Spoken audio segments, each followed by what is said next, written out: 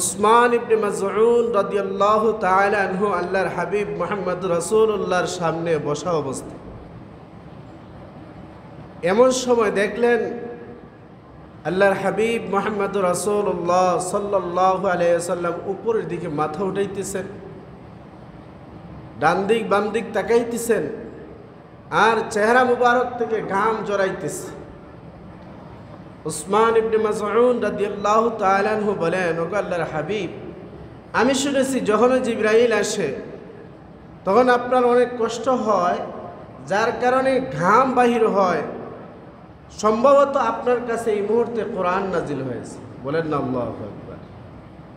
আল্লাহর হাবিব মুহাম্মদুর রাসূলুল্লাহ সাল্লাল্লাহু আলাইহি ওয়াসাল্লাম বলেন, উসমান ইবনে মাসউদ, এই মুহূর্তে আমার সামনে জিবরাইল হাজির হইয়া কোরআনের একটা আয়াত নাজিল করে দিলেন।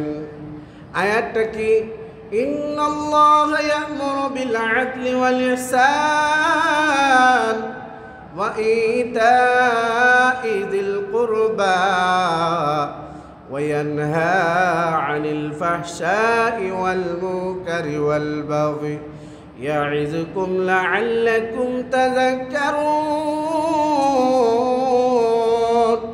যখন এই আয়াত তিলাওয়াত করলেন, উসমান ইবনে মাসউদ বলেন, ও আল্লাহর হাবিব, এতদিন তো আমি নামে মাত্র মুসলমান ছিলাম, কিন্তু আমার দিলের ভিতরে এত মজবুত হয় নাই ঈমানটা। আজকে যখন এই আয়াত নাজিল হইল, এই আয়াত শোনা মাত্র আমার দিলের ভিতরে ঈমানটা এমন মজবুত হইয়া গেল, যেমন পুরাতন বড় গাছ যখন ওই জমিনের মধ্যে উঠে চতুর্দিকে তার ঝড়পালাগুলা চতুর্দিক বেষ্টন করিয়া থাকে, বড় ঝড় তুফান আসলেও তাকে পালাইতে পারে না।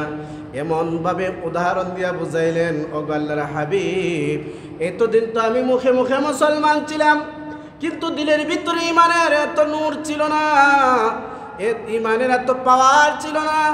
আজকে যখন আয়াত আপনার জবান থেকে শুনলাম, আল্লাহ তাআলা নাজিল করলেন, ওই আয়াতের বদলতে আল্লাহ তাআলা ওই পুরাতন গাছের জড়ফালার মতো আমার ঈমানটাকে আল্লাহ তাআলা মজবুত করে দিলেন। বলেন না আল্লাহু আকবার।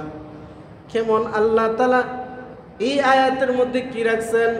সাহাবায়ে কেরামরা উনি তো এখন মাত্র নামে মুসলমান হইলেন, কিন্তু এর দ্বারা বুঝলেন কি, যেহেতু তারা আরবি ভাষাভাষী, এজন্য তাদের তরজমা আর বাংলা বলা লাগে না, ঠিক কিনা? আমরা যেহেতু আরবি ভাষাভাষী নয়, এজন্য আমাদেরকে তরজমা বলতে হয়, তারপর আমাদেরকে বুঝতে হয়, ব্যাখ্যা বিশ্লেষণ করতে হয়। উসমান ইবনে মাসউদ বলেন, তার দিলের ভিতরে ঈমানটা পাকাপোক্ত হইয়া গেছে। ওয়ালিদ ইবনে মুগীরা একজন কট্টরপন্থী কাফির, সে আসলো আল্লাহর হাবিবকে তাশকিল করার জন্য।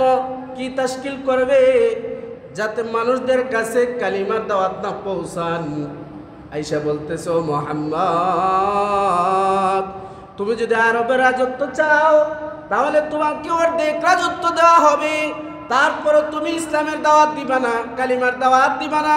বলেন না নাউযুবিল্লাহ। এটা কি কখনো সম্ভব? না না না, এটা কখনো সম্ভব নয়। আল্লাহর হাবিব মুহাম্মদুর রাসূলুল্লাহকে যখন তাশকিল করে ওয়ালিদ ইবনে মুগীরা, ও মুহাম্মদ, তুমি যদি আরবের সবচেয়ে সুন্দরী নারী চাও তাহলে তোমাকে নারী দেওয়া হবে।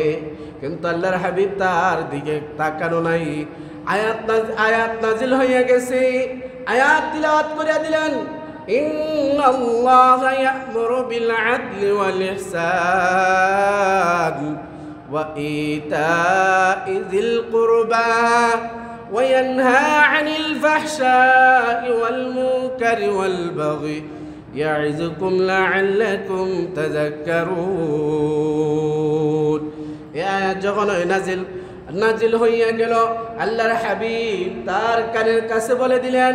তখন ওয়ালিদ ইবনে মুগীরা একজন কট্টরপন্থী কাফের, সেও এই মুহূর্তে বলতেছে, ওয়াল্লাহ, আল্লাহর কসম খেয়ে বলে, ইন্না লাহু লাহালাওয়া,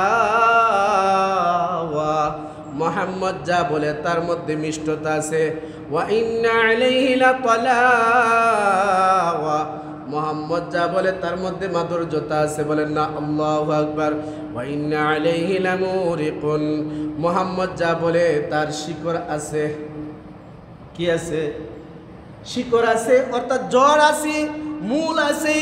ওয়া ইন্না আলাইহি লামুসমিরুন ওয়া মা হুয়া বিকাউলি বাশার, মুহাম্মদ যা বলে এর অচিরেই ফল দিবে আল্লাহ তাআলা, বলেন না আল্লাহু আকবার। ওয়া মা হুয়া বিকাউলি বাশার, ওয়ালিদ ইবনে মুগিরা একজন কট্টরপন্থী কাফের, সেও বলতেছে এটা কোনো মানুষের কালাম নয়, বলেন না আল্লাহু আকবার। সে তার গোত্রের কাছে গিয়ে বলতেছে এই আয়াত শুনিয়া যে আল্লাহর কসম, মুহাম্মদ যা বলে তার মিষ্টতা আছে, মুহাম্মদ যা বলে তার মাধুর্যতা আছে, মুহাম্মদ যা বলে তার শিকড় আছে, মুহাম্মদ যা বলে অচিরেই এই শিকড় থেকে ফল আসবে, এটা কখনো কোনো মানুষের কালাম হইতে পারে না, বলেন না আল্লাহু আকবার। ঠিক তদ্রুপভাবে আকসাম বিন সাইফি একজন সাহাবী, এখনো মুসলমান হন নাই, গোত্রের সর্দার। উনি যখনই শুনলেন যে মুহাম্মদ নামে একজন ইসলামের দাওয়াত দেয়, কালিমার দাওয়াত দেয়, তাওহীদের দাওয়াত দেয়, উনি আসার জন্য যে মক্কাতে আসবেন, আল্লাহর হাবিবকে প্রশ্ন করবেন, এরপর যখন এই রিসালাত প্রমাণ পাইবেন ইসলাম ধর্ম গ্রহণ করবেন। কিন্তু গোত্রের লোকেরা বলতেছে আকসাম বিন সাইফি, আপনি একজন নেতা, আপনার জন্য যাওয়া মানায় না, আপনার পক্ষ থেকে 2 জন দূত পাঠানো হোক, এই 2 জন মুহাম্মদকে জাস্টিফাই করে আসবে। 2 জন পাঠানো হয় না। 2 জন যখন আল্লাহর হাবিব মুহাম্মদুর রাসূলুল্লাহ সাল্লাল্লাহু আলাইহি ওয়াসাল্লামের দরবারে হাজির হইয়া গেল, বলতেছে 2টা প্রশ্ন করে, মান আনতা ওয়া মা আনতা, আপনি কি, আপনার মিশন কি?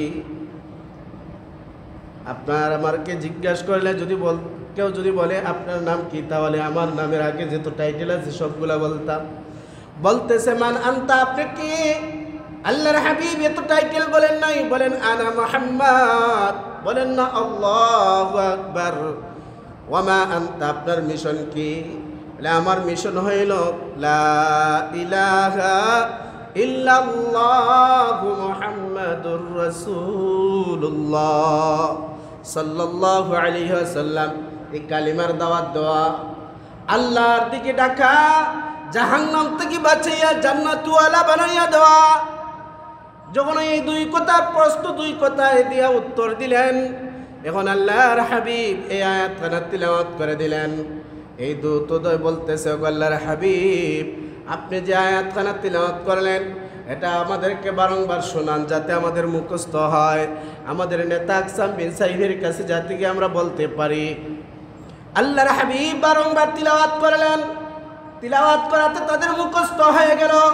যখন এই 2 জন আকসাম বিন সাইফের কাছে পৌঁছলো, এই আয়াত তিলাওয়াত করে শুনিয়ে দিল। আকসাম বিন সাইফি এখন বলতেছে, কুনু রুউসাও ওয়ালা তাকুনু ফিহি আজনাবা, আমি এই মুহূর্তে মুসলমান হয়ে গেলাম, তোমরা যদি এখনই মুসলমান হও তাহলে মাথা হইবা, আর যদি পরে মুসলমান হও তাহলে লেজ হইবা, বলেন না আল্লাহু আকবার। উনি আয়াত শোনা মাত্রই সাথে সাথে আশহাদু আল্লা ইলাহা ইল্লাল্লাহু মুহাম্মাদুর রাসূলুল্লাহ সাল্লাল্লাহু আলাইহি ওয়াসাল্লাম পরে কালিমা গ্রহণ করলেন, এবং কি তার গোত্রের সমস্ত মানুষদেরকে বললেন ইসলাম গ্রহণ করার জন্য। সবাই ইসলাম ধর্ম গ্রহণ করলো। কেন এই আয়াতের মধ্যে আল্লাহ তাআলা কি রেখে দিয়েছেন? এই আয়াতের মধ্যে আল্লাহ তাআলা 3টা আদেশ করেছেন, 3টা নিষেধ করেছেন। আল্লাহ বলেন ইয়াইযুকুম, আমি ওয়াজ করলাম, লাআল্লাকুম তাযাক্কারুন, তোমরা এগুলা গ্রহণ করবা। ইন্নাল্লাহা ইয়া'মুরু ইয়াইযুকুম, আমার আদেশ, আমার ওয়াজ, লাআল্লাকুম তাযাক্কারুন, তোমরা গ্রহণ করবা। গ্রহণ করলে কি ফায়দা? দুনিয়ার মধ্যেও কামিয়াবি, আখিরাতের মধ্যেও কামিয়াবি। আমরা চাই কিনা দুনিয়া আখিরাতে কামিয়াবি হওয়ার জন্য? দুনিয়া আখিরাতে কামিয়াবি হওয়া গেলে একমাত্র রাস্তাই হলো ঈমান। আর ঈমানের পাশাপাশি ইসলামকে আল্লাহ তাআলার শরীয়ত বিধানগুলোকে আঁকড়ে ধরে যদি আমরা দুনিয়ার মধ্যে চলতে পারি, আখিরাতে পারি জমাইতে পারি, দুনিয়াতেও শান্তি আখিরাতেও শান্তি। আমরা প্রত্যেকে চাই শান্তি, কিন্তু শান্তির কাজ আমাদের দিলের ভিতরে নাই, ঠিক কিনা?